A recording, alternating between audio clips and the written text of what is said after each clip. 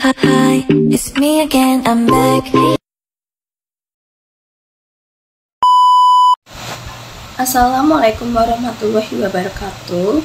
Hai semuanya, perkenalkan nama saya Ananda Esyaris Mandari. Saya dari jurusan Pendidikan Bahasa Inggris di Universitas Pekalongan. Di sini saya akan menjelaskan apa sih KOSP itu dan apa saja komponen-komponen yang ada di KOSP itu. So, sebelum saya melanjutkan materinya, di sini saya ingin meminta maaf terlebih dahulu karena mungkin suara saya agak terdengar aneh karena saya sedang sakit. Kalian ada yang tahu tidak KOSP itu apa? KOSP atau Kurikulum Operasional di Satuan Pendidikan yaitu memuat seluruh rencana proses belajar yang diselenggarakan di satuan pendidikan dan sebagai pedoman seluruh penyelenggaraan pembelajaran. Untuk menjadikannya bermakna, kurikulum operasional satuan pendidikan dikembangkan sesuai dengan konteks dan kebutuhan peserta didik dan satuan pendidikan. Lalu, apa saja komponen-komponen di KOSP? Adapun komponen-komponen di KOSP ada 4, yaitu yang pertama, karakteristik satuan pendidikan. Yang kedua, visi, misi, dan tujuan. Yang ketiga, pengorganisasian pembelajaran. Dan yang terakhir, perencanaan pembelajaran.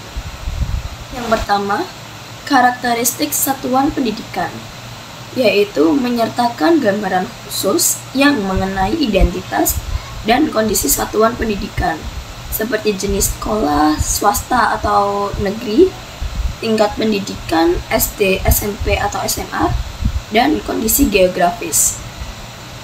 Contoh dari karakteristik satuan pendidikan yaitu sekolah menengah negeri 1 di daerah perkotaan dengan populasi siswa sekitar 800 orang. Yang kedua, visi, misi, dan tujuan. Visi yaitu menetapkan pandangan jangka panjang. Contoh dari visi sendiri, menjadi lembaga pendidikan unggul yang mencetak generasi berkarakter dan berprestasi. Misi yaitu menetapkan prinsip dasar. Contoh dari misi tersebut, memberikan pendidikan berkualitas dengan fokus pada karakter dan berprestasi. Dan tujuan yaitu sasaran spesifik yang ingin dicapai oleh satuan pendidikan.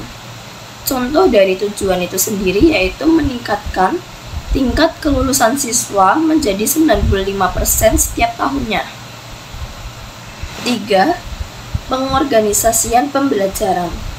Pengorganisasian pembelajaran merinci ke bagaimana proses pembelajaran di organisasi, termasuk struktur kelas, pembagian mata pelajaran, dan pengaturan waktu. Contoh pengorganisasian pembelajaran yaitu pembelajaran diselenggarakan ke dalam kelas-kelas yang dibagi berdasarkan tingkat dan program studinya. Setiap kelas memiliki jadwal pelajaran yang melibatkan mata pelajaran inti dan mata pelajaran pilihan.